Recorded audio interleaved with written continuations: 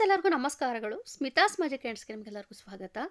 ನೋಡಿ, ನಾವು ವೈಕುಂಠ ಏಕಾದಶಿಗೆ ಎಷ್ಟು ಪ್ರಾಮುಖ್ಯತೆ ಕೊಡ್ತೇವೋ ದ್ವಾದಶಿಗೂ ಕೂಡ ಅಷ್ಟೇ ಪ್ರಾಮುಖ್ಯತೆ ಕೊಡಬೇಕಾಗುತ್ತದೆ. ದ್ವಾದಶಿ ಅಂದರೆ ಏನಪ್ಪ ಅಂತಂದರೆ ಪಾರಣ ಮಾಡುವಂಥದ್ದು, ಅಂದರೆ ಸರಳ ಭಾಷೆಯಲ್ಲಿ ಹೇಳುವುದಾದರೆ ಉಪವಾಸ ಬಿಡುವಂಥದ್ದು ಅಂತೇಳಿ ಅರ್ಥ ಬರ್ತದೆ. ಹಾಗಾಗಿ ನಾವು ನಿಮ್ಗೆ ಈಗಾಗಲೇ ಗೊತ್ತಿರುವ ಹಾಗೆ ವೈಕುಂಠ ಉತ್ತರ ದ್ವಾರ ಕೂಡ ತೆರೆಯಲಾಗುತ್ತದೆ ಈ ವೈಕುಂಠ ಏಕಾದಶಿ ದಿವಸ.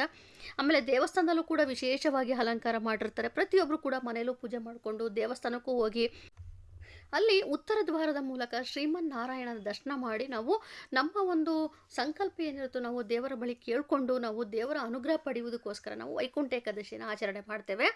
ಅದರಲ್ಲೂ ನಮಗೆ ಇದು ವರ್ಷಕ್ಕೊಮ್ಮೆ ಬರುವಂಥ ಇದು ಏಕಾದಶಿ ಆಗಿರ್ತದೆ, ಎಲ್ಲರೂ ಕೂಡ ಆಚರಣೆ ಮಾಡುವಂಥದ್ದೇ ಆಗಿರ್ತದೆ. ಹಾಗೆಯೇ ವೈಕುಂಠ ಏಕಾದಶಿ ಎಷ್ಟು ಪ್ರಾಮುಖ್ಯತೆ, ನಮಗೆ ದ್ವಾದಶಿಗೂ ಅಷ್ಟೇ ಪ್ರಾಮುಖ್ಯತೆ. ದ್ವಾದಶಿ ಅಂದರೆ ಯಾವಾಗ ಪ್ರಾರಂಭವಾಗುತ್ತದೆ ಅನ್ನೋದಾದರೆ ಪುಷ್ಯಮಾಸ ಶುಕ್ಲ ಪಕ್ಷ ದ್ವಾದಶಿ ತಿಥಿಯು ಪ್ರಾರಂಭವಾಗುವಂಥದ್ದು 31ನೇ ತಾರೀಕು ಬುಧವಾರ ಬೆಳಗ್ಗೆ 5 ಗಂಟೆ 1 ನಿಮಿಷಕ್ಕೆ ಪ್ರಾರಂಭವಾಗಿರುವಂಥದ್ದು 1ನೇ ತಾರೀಕು ಜನವರಿ ಗುರುವಾರ ಬೆಳಗಿನ ಜಾವ 1 ಗಂಟೆಗೆ ಮುಕ್ತಾಯವಾಗುತ್ತದೆ.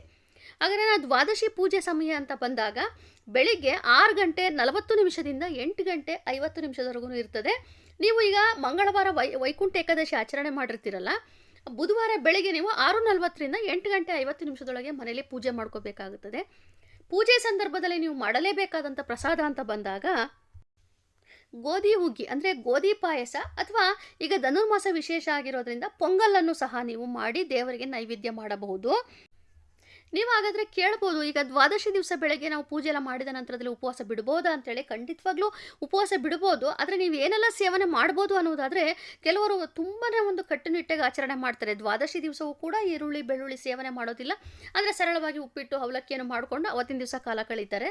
ಹಾಗೆ ಕೂಡ ನೀವು ಮಾಡ್ಬೋದು. ಅಥವಾ ನಿಮಗೆ 2 ದಿವಸ ಇರೋದಕ್ಕೆ ಆಗೋದೇ ಇಲ್ಲ ಅಂದರೆ ವೈಕುಂಠ ಏಕಾದಶಿ ದಿವಸ ಸಂಪೂರ್ಣ ಉಪವಾಸ ಇರ್ತೀರಿ, ಆದರೆ ದ್ವಾದಶಿ ದಿವಸ ಏನು ಉಪವಾಸ ಬೇಡ, ಆದರೆ ಬೇರೆ ಎಲ್ಲನೂ ನೀವು ತೆಗೆದುಕೋಬೋದು. ಹಾಲು, ಹಣ್ಣು, ಅವಲಕ್ಕಿ, ಉಪ್ಪಿಟ್ಟು, ಸಾಬುದಾನ ಈ ಥರ ಎಲ್ಲ ನೀವು ತೆಗೆದುಕೊಂಡು ನೀವು ಉಪವಾಸವನ್ನು ಮುಂದುವರಿಸ್ಕೊಂಡು ಹೋಗ್ಬೋದು. ಇದು ಉಪವಾಸ ಅಲ್ಲ, ಉಪವಾಸದ ರೀತಿಯಲ್ಲಿ ನಾವು ಒಂದು ಆಚರಣೆ ಮಾಡುವಂಥದ್ದು, ಅಂದರೆ ಈರುಳ್ಳಿ ಬೆಳ್ಳುಳ್ಳಿ ಇಲ್ಲದೇ ನಾವು ಆಹಾರವನ್ನು ಸೇವನೆ ಮಾಡುವಂಥದ್ದು.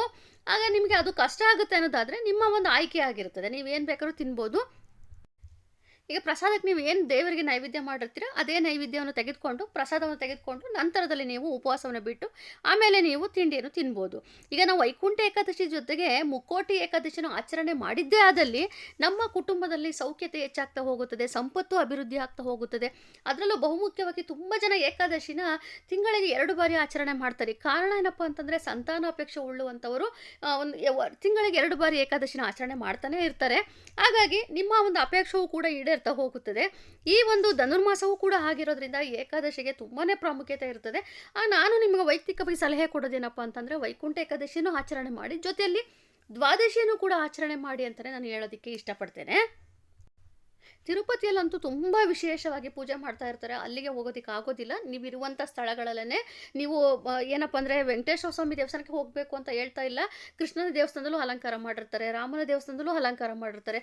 ಸಾಮಾನ್ಯವಾಗಿ ಊರಿನಲ್ಲಿ ಇರುವಂಥ ದೇವಸ್ಥಾನಗಳೆಲ್ಲ ವಿಶೇಷವಾಗಿ ಅಲಂಕಾರ ಮಾಡಿರ್ತಾರೆ. ನೀವು ಯಾವ ನಿಮ್ಮ ದೇವಸ್ಥಾನ ಅನುಕೂಲವಾಗುತ್ತದೋ ಆ ಒಂದು ದೇವಸ್ಥಾನಕ್ಕೆ ನೀವು ಭೇಟಿ ಕೊಟ್ಟು ದೇವಸ್ಥಾನದಲ್ಲಿ ನೀವು ವಿಷ್ಣುವಿನ ಒಂದು ದರ್ಶನ ಮಾಡುವುದು ತುಂಬಾ ಒಳ್ಳೆಯದು.